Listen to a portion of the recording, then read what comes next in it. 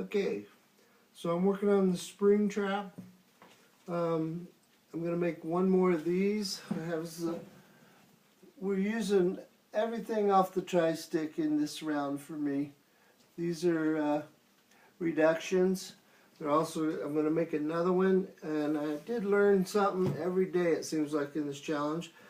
But I saw this, Brett did this on Prepared Man.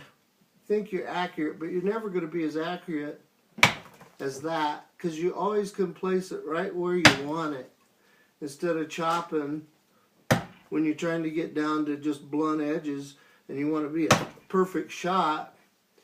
You can't do it just swinging an axe, but you can do it like this. And I was pretty impressed because I chopped the rest of this stuff up,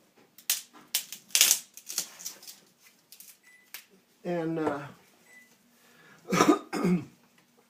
I'm going to cut and split this down and get a flat plane on both sides, and then that goes in the notches of this. That'll go crossways into that, and I'll have two short ones, and this piece will be another one of these. So I'll have a square, two uprights, and then I'll cut a bunch more of these, just little spikes, and I've got to trim these down with a knife to a point, and then I'll use a reduction on the end of them similar to this, but it'll be cleaner, not this piece, but there'll be a reduction. Then I'll drill a hole, and these spikes will go into that hole, and that reduction will stop it right there.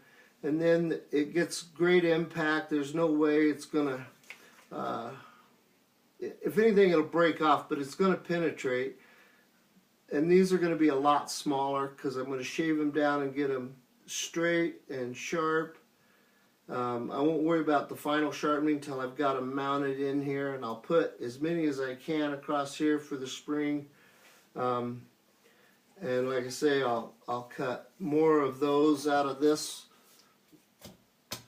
one, and then shave them down just like I did those, and and like I say, I can cut them off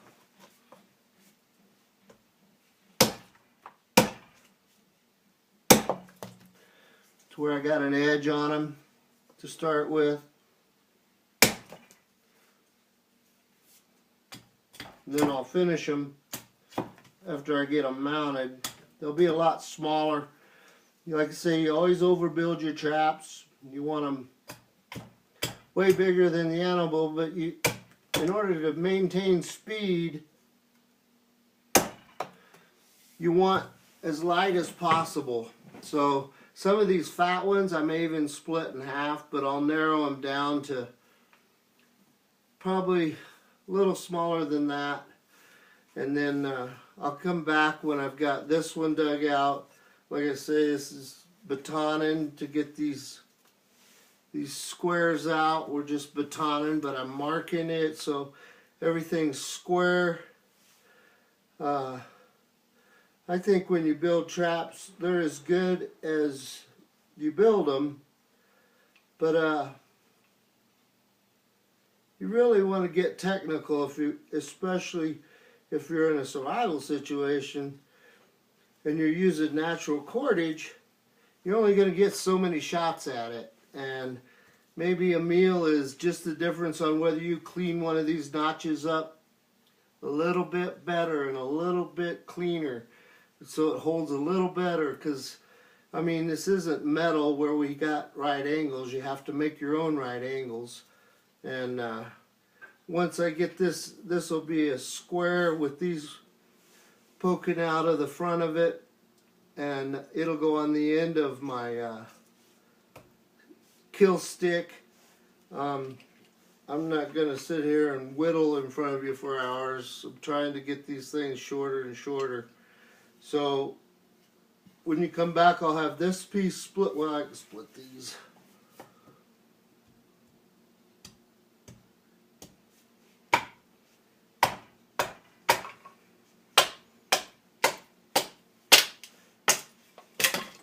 What I'm looking for is these flats like that. And I'll clean these flats up and trim them to where they'll fit perfectly in those slots.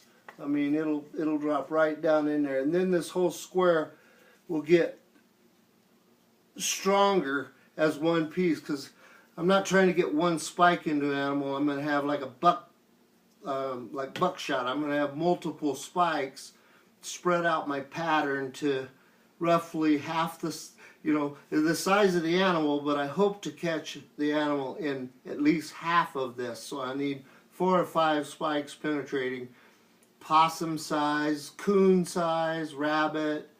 That's about it for the size I'm building, but definitely enough for a meal. And like I say, when I get done, I'll show you this. I'm gonna be very particular on every joint.